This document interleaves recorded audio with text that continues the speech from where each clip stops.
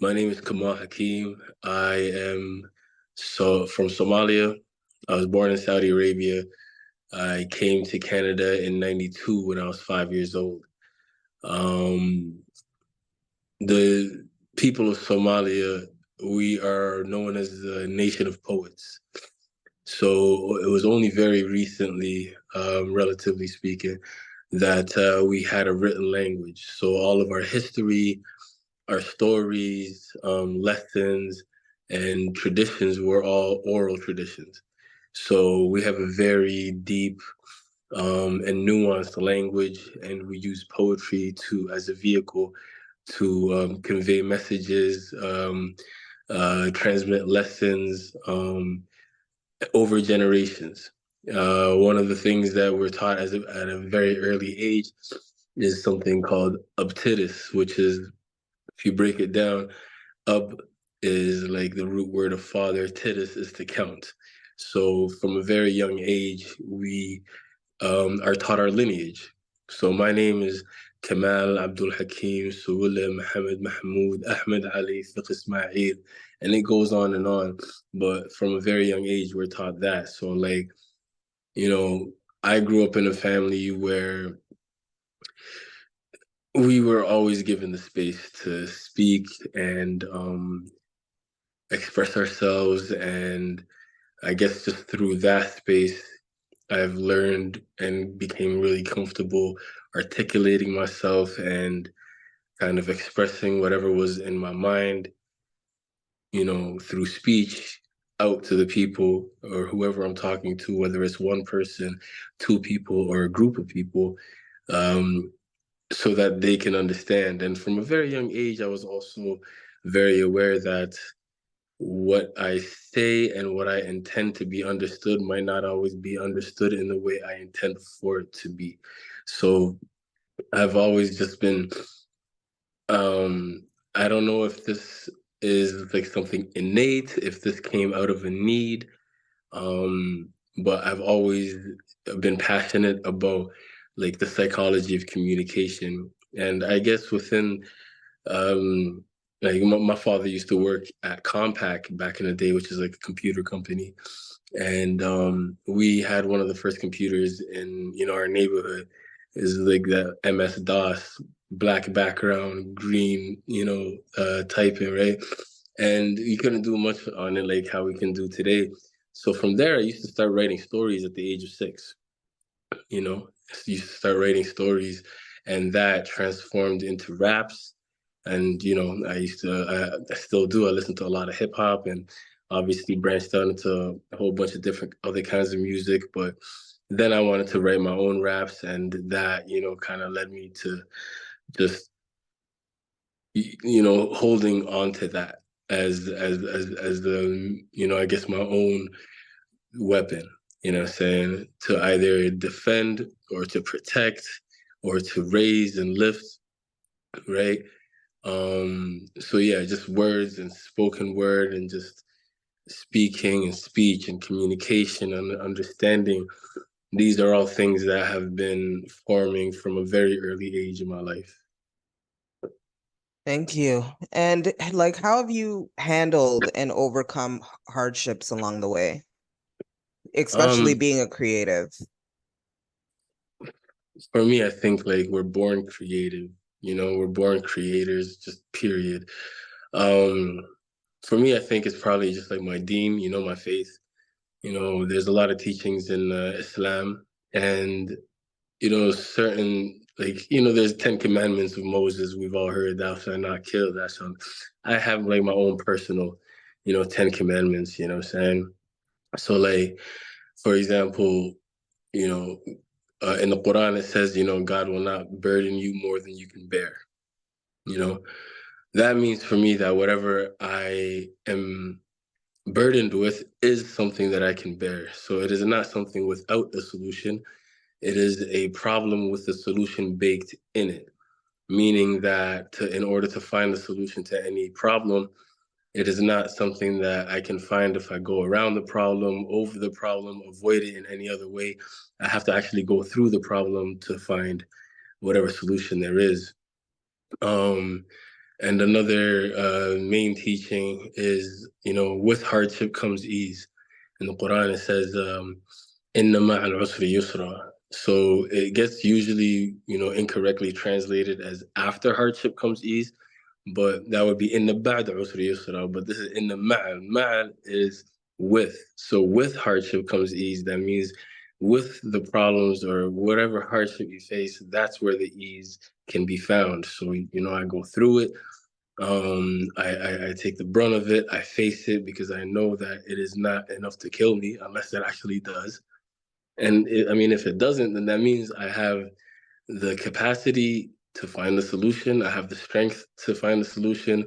And there is a purpose within this issue or the problem that I'm facing that I'm meant to face and meant to see. And that coming out of it, I will be left with a lesson, with some wisdom, something that I can eventually um, uh, transmit myself, either through poetry or to my children or to my family or to my wife or, to anybody who's willing to listen. Thank you. And can you give me an example in your life of when you used your creative expressions to turn your pain, your experiences, your hardships into power? Well, in 2010, August 2010, I got in trouble with the police. Stupid, situation where I feel like I put myself in the wrong place at the wrong time. That immediately, put me, in handcuffs in the back of a cruiser, got beat up by police on the way to the station, took a mugshot that was black and blue. Um, but I was in jail before for a week before I got bailed out.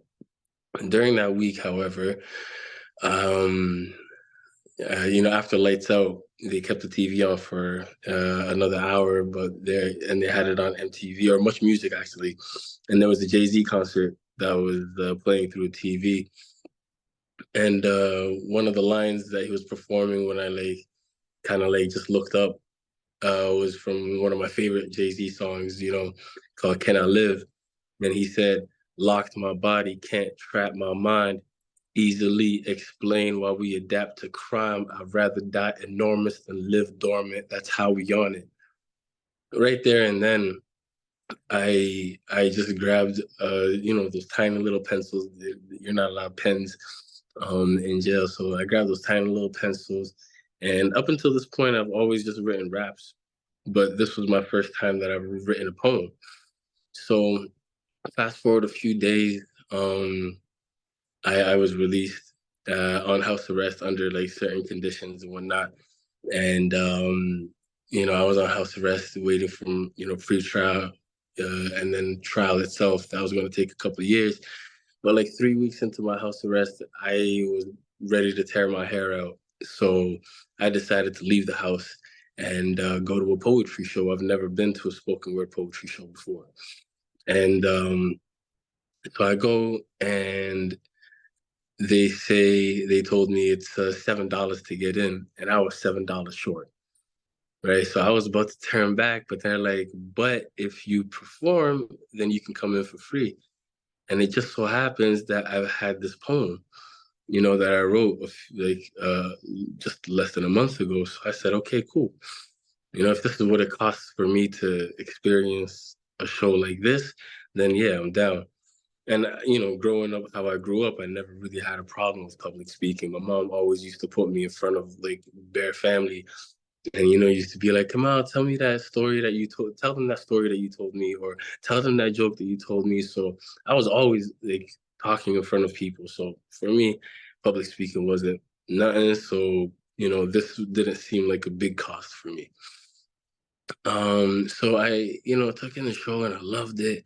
And then came time for me to get up on stage and do my thing. And I performed this piece, and I ended up getting a standing ovation. Just kind of receiving that kind of response was overwhelming for me. But that kind of started me on a trajectory of literally coming back every week and performing something new. Mind you, I've been writing since I was 6 years old. So at this point, I'm 20 something, maybe 22, 21. And So where people would come and perform like something, they would either perform the same things that, like they'd have like maybe a handful of poems. For me, at that point, I had maybe like a catalog of maybe like 300 pieces, all committed to memory. So every week I was coming, spinning something, just recalling it. And just, so every week there would be a new performance, a new piece that they've never heard before. So that's how I kind of like, you know, stamped my name in, the poetry scene and the spoken word scene. So going to jail prompted me to write a piece, that prompted me to go to a show because I didn't want to be in house arrest, that prompted me to perform this piece that showed me that, holy, like, all these things that I was writing for myself all these years, there is a platform, there is an outlet for me to express it. And me thinking that it's not poetry, it's not good enough to be poetry or good enough to be rap, that validated everything that I was writing. Um, so that's one example. And then eventually, fast forward, actually, that same night is the same night that I met my first wife. So on the same night that I started, my spoken word career and public performances was the same night that I met my wife.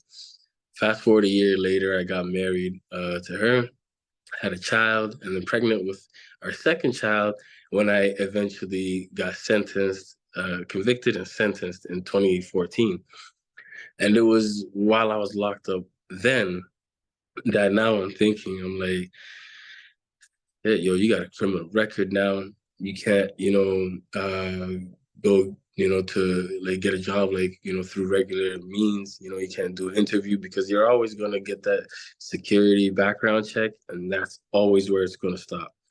No matter how, much the interviewer likes you, how like, how y'all connected, how like much of a good impression you made, you'll always have that, to kind of stop you. So I had to think kind of like differently. I had to think outside the box. So I said, yo, what do you have? I'm like, well, I've been performing artists for a few years now. What can I do to augment this? I said, well, everything is on YouTube nowadays. So, and I had this camera at home. I never used it. So I'm thinking, I'm like, okay, safe. So I'm going to get this camera. I'm going to shoot videos for myself, put them on YouTube, and, get my name out there like that. So when I eventually got out, I started doing that. I started recording my own spoken word videos, and eventually somebody saw, one of these videos, and they're like, "Yo, can I pay you to do a video?" And that kind of like opened up this whole concept of, starting this business. You know what I'm saying? Like I needed this video for myself to get my art out, but turns out that just this video thing itself, there's more of a need from other people that I can actually turn this into a profitable thing. So yes, what I'm saying, jail sucked. Yes, during my incarceration was probably one of the worst times of my life. But looking back on it now, it's probably the best thing that has ever happened to me in my life. And the further I am away from it, the fonder it is in my mind as a memory. You know what I'm saying? From that, my spoken word and my performances and my art began. From that, I got married and had children. From that, I started this business that I continue to do today. And from, this business has allowed me to reach the highest offices of government in this country, to go overseas to Europe and Africa, to travel all over, to do tours with my poetry, my music, to shoot, videos and movies and films and short films and commercials and, just artistic projects and things people wanted for their own art, like for grants and things like that. The possibilities were endless. For me, what I love about the arts, and Gail kind of like forced me to look into the arts more. What I love about the arts is that there is no ceiling. There is an unlimited growth potential. And the only time you stop growing is when you give up or you die. And I know I ain't giving up and I ain't dead yet. So that's a very condensed version of where I am today and how pain kind of just helped me focus and just guided me to where I think I'm already naturally inclined. Thank you for that, and thank you for sharing that. Big up to you, honestly, and your journey thus far, and your light that you're shining out here. I know when I met you, we talked about speaking and you speaking to youth, and I just want you to talk a little bit about, when you would speak to the youth, the places that you've spoken in, and the advice that you would give to them as them being looking up to you and your path of experience. Right. So this is a very good question because it was something that like I had to think about, when I got out, obviously, like before I went in, I was performing everywhere. I was all over the city. So I'm going from people seeing me every week in any which number of venues and locations and platforms to out of nowhere, because I didn't really care that I was going away. Maybe cryptically in the last week, but I didn't really tell nobody. So it goes from people seeing me all over the place to boom, a year and a half quiet. You know what I'm saying? So, what do you call it? During the time that I was locked up, man, I had to go through many metamorphoses. You feel me? Like there was many times and many different aspects of myself where I had to go from caterpillar, cocoon, butterfly. Then another aspect of myself, caterpillar, cocoon, butterfly. Just like I mean, you have time. You know what I mean? You have time in there. So I tried to like, use the time as best as I could. Like I didn't want to do the time. I wanted the time to, like have to deal with me. You know what I'm saying? So I made sure I read books. In out of 482 days, I read 156 books. Um, mixed it up, you know what I'm saying? Half like fiction, half nonfiction. Read autobiographies, history, just, magazines, current events. Then I got to like really catch up on other things. Like I've never read the Harry Potter series. I dealt with all of that, you know what I'm saying? The Game of Thrones series, so enjoyable. I found a bunch of other series and a bunch of other things. And I always kept like a thesaurus next to me. So if there was ever a word I came across, I'd immediately stop. Because for me, I'm just like OCD. I have to understand, what it is I'm reading or taking in. Like if you ever watch a movie with me, you're probably gonna like get so annoyed because I am that guy who abuses that 10 seconds back button. Wait, what did he say? You know what I'm saying? Like I can't even watch a movie without subtitles because like I need that double confirmation. I have to know what's up. Like really it goes back to my childhood. Like understanding is so important to me. Um anyways, all that to say that like when I was in there, I was working on myself. So now I'm coming out and the person who went in is not the same as the person who came out, you know? And I'm proud of it. But as far as everybody else is concerned, they're probably fearing for me, but they kind of wanted to keep this under the rug. Like I'm like, yo, fam, come on. I've been performing and people are seeing me every single day. And then I go radio silence for a month, for a year and a half, and I'm just not going to acknowledge it. You know what I mean? So all the work that I was doing inside made me comfortable and feel strong enough that I can own this, and I can be like, yeah, I just got released. Thank you to everybody who supported me. I feel like, what I'm saying, I have a lot to make up for, all these things. So now I guess the issue was like, how do I address this? For me, I was willing to talk about it. You know what I'm saying? And again, I did not know that there was a platform for this. Um, there were some of the people who knew, um, who followed me when I used to be out and was performing before I got locked up. So when they see me come back out, they say, "Yo, like some people that worked at community centers and stuff were like, yo, we're working with at risk youth here. You know what I'm saying? And your experience would be so valuable if they could hear from someone who's been through it and who, as far as I can see, this is what the person's telling me, as far as I can see, can maintain a very positive attitude. So I ended up, speaking for 20 minutes here and there at different community centers. And that kind of, started a whole public speaking thing. You know what I mean? So from community centers to schools to detention facilities, juvenile centers, religious spaces, outside on the street, steps of parliament, city hall, press conferences, like that started, also workshops and things like that. So, from this one experience of, being locked up, opened up so many different things that looking back at it, not only can I not be mad at it, I love it. I have to love it because who I am is someone who I love. And I couldn't be who I am right now without going through all of that. So when I talk to the kids, I talk to them like I'm talking to y'all, like really just like one to one. I'm not talking down to them. I'm not talking up to them. I'm not talking at a distance. I'll come up close. I'm leaning in on y'all right now. You know what I'm saying? I don't want to yell or raise my voice, so I'll come closer so that I have more range with how I want to say things and my intonations and all of that. Well, one example, for example, like I used to run a couple youth programs, you know what I'm saying? Especially for at-risk youth, Black boys mainly, you know what I'm saying? Because that's who I can relate to. And these kids, they all listen to, the latest raps and the latest rap artists.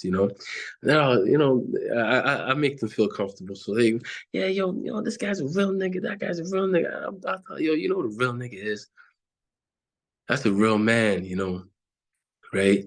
So a real man, right? Sometimes I mean we all be saying the same things, but it's talking in different languages. You know what I mean? So sometimes all you need is just a good translator. Their idea of what they know as a real nigga is what we were raised as real men. And a real man always speaks the truth. A real man always takes responsibility. A real man always holds himself accountable. A real man will always accept the consequences of his own actions. You know, a real man will protect those who are weaker. A real man will raise his voice. And another lesson from when I was growing up, Prophet Muhammad, peace be upon him, he said this. He said, if you see injustice, take action against it. If you cannot, then speak out against it. And if you still cannot, then at least hate it in your heart. But know that is the lowest form of faith, you know? So I grew up with like a mandate that first of all, I get like, I'm speaking to y'all in a very soft spoken manner, but I have range. I can project. Someone from across the street will be able to hear me word for word.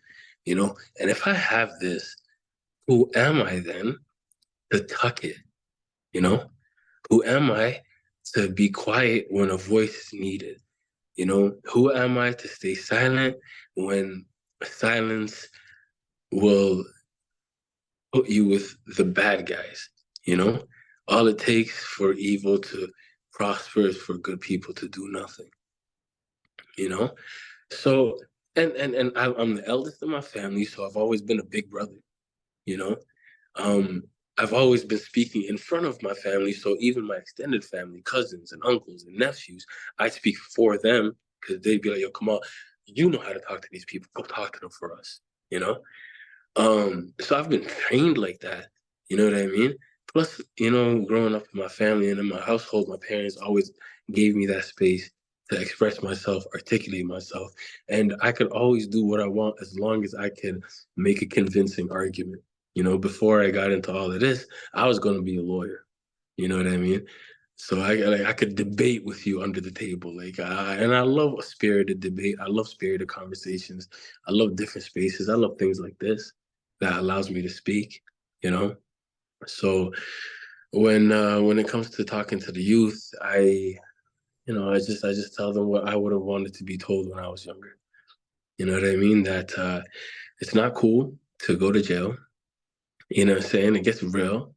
I've seen some shit, when I was locked up that to this day, what do you call it? I can never like shake out of my head. Like I'll still wake up sometimes in the middle of the night, like from some of that PTSD. Yeah, it's not as bad as before, but here we are. You know what I mean? But yeah, that's my very long-winded answer to the question that you asked me. That was very, very, thank you for sharing so in depth. Do you have any, no, first and foremost, I want to welcome you and thank you so much for being here today, for sharing your story, for Thank you. sharing your truths with us and how you've been able to, align with the universe to turn things around to overcome. And Mhm. especially as a creative, that's not easy. But your persistence you've shown your persistence that this is your path. I just want Yeah. to ask, if you have any last thoughts before we head to break. Um, Honestly, you know, everything that I've spoken about, that happened since, being locked up, that was kind of the beginning of a very long journey, you know, and that journey and who I am as that person on this journey has gone through iterations and different versions and updates and, you know, don't ever like be afraid to evolve, don't ever be afraid to take a different path if you're really called to it. One of the books that I read when I was locked up was The Alchemist, and that has turned into a Big book book. that One of my favorites. 100%. It's short, it's sweet, it's packs a deep punch. I promise you, I have Pure to read that book. Yeah, pure subliminals to I make have you to read think. that book like twice a year just to like renew my gangster. You know what I mean? Like just to, young Santiago, what I'm saying, leaning into the universe. You know what I mean? You have to like play to your strengths. You know what I'm saying? Like one thing that I always believe is that when something is meant for you, all the doors are going to, be open. All the lights are going to be green. One of the indications for me that when something is not meant for me is when there's too many obstacles, Obviously, Mm. anything worth having is worth fighting for. So yes, persevere. But if it's too much, like to the point where like, yo, you checked everything, like, yo, you've checked out all the boxes and somehow it's still not working for you, yo, that's a sign that this is not what you're supposed to be doing. Conversely, if everything that you're doing on this path is facilitated for you, then this is a sign that you should keep going and explore. So for me, going from writing stories to writing raps to writing poetry to picking up a camera to public speaking to teaching to representing, like all of these things do seem to have like a common theme. So I leaned into it, and I don't have to know the how. I just have to know that this is something that aligns with me. The how will work itself out. You know what I mean? And that's out of my jurisdiction anyway. You know what I'm saying? Like if I have a goal, if I have something that I want, then I'll internalize it. And you know, I guess like I've thought about the how. I think really like if we want to like analyze the mechanisms of it, I think when you internalize something, then you kind of already like present a different energy, And little by little, like when you're trying to like get something out that's wedged in a place, you start small and there's little movements at first, and the movements get bigger and the movements get bigger. But those bigger movements would not count for anything or matter without those smaller movements that didn't seem to show any results in the first place. But you commit to something as long as it's right within you, then and as long as you keep pushing towards that and keep going forward towards that, then eventually you will start to see, break ground and the bud come out. And then, my name in Arabic is Kamal. It's perfection, but I don't like that. I don't like to go with that meaning too much. It's very daunting. But in Sanskrit, it's lotus flower. you know? And the thing about a lotus flower is it grows in the mud from the depths of the swamp, and it does not actually blossom until, after this long stem grows to the top and it crests to the surface of the water, and then, so anytime you see a lotus flower, it's so pretty, but underneath is such a long stem that no one will ever acknowledge unless they go into the mud themselves and into the water themselves. So that's how I actually try to choose to see myself. It's someone who came from the mud, you know, grew through the swamp and flourished when he finally felt air, was able to take breath, and felt sunlight hit my face. And I'm continuing to grow, and all of these lessons, everything that I've been through has prepared me for everything that I'm going through and everything that I'm about to go through. So, as bad as it was, in that 8 by 6 cell. As bad as those 483 days were, as bad as those meals were, as much as I hated people telling me when to wake up, when to eat, when to go to sleep, that I did invest that time, because I used it in a proper way. I feel like I came out a better person, and you do not know who you are until you are pushed to those limits. So I did not know how patient I was until patience was the only thing that was demanded of me, you Yeah. know? And I feel like a lot of people will go through their life really not knowing themselves, you know what I'm Mm-hmm. saying? Because they Mm-hmm. haven't been pushed to like those extremes. And only when you've been pushed to those extremes, how do you know how compassionate you can be until you're in a situation where great compassion is what's demanded? you Yeah. know?